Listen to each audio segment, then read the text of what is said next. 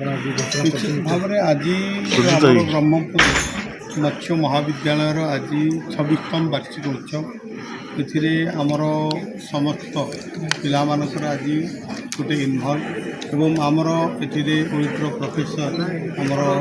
प्रभात बाबू एवं डीन समस्त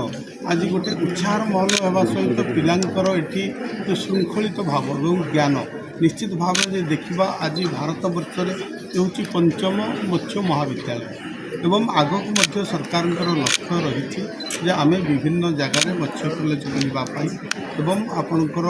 जो रही वेटनरी कॉलेज एग्रीकल्चर आप देखिथे आमर प्रिय मुख्यमंत्री श्री मोहन चरण माझी जो बजेट में उपस्थापन करा यार मूल लक्ष्य हूँ एक विकसित ओडिशा गठन करवा जो विकसित भारत 2047 विकसित ओडिशा 2036 ये कौन हम ना कृषि कृषक एवं विकास हेले गाँव विकास हेले एवं कृषि क्षेत्र को अग्रगति करने आम ये सब प्रयास कर सरकार को देखिए जदि बजेट देखिए कृषि बजेट जी कर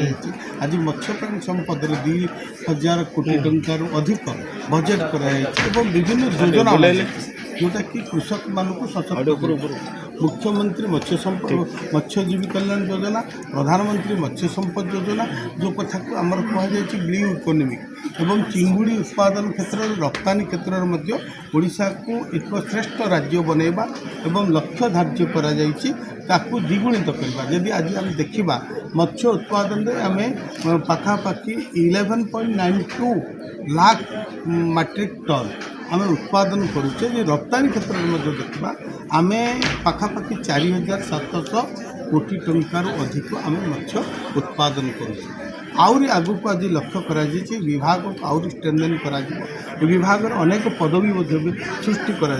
ये जो पिला भविष्य निश्चित भाव में देखुँ उज्ज्वल रही सरकार दायित्व रही जो वर्तमान पिलांकर भविष्य गठन कर भविष्य गठन करवा सरकार दायित्व तेणु एम सुजोग रही विभिन्न चाकरी क्षेत्र विभिन्न पदवी आज खाली रही एवं आपको आउरी मत्स्य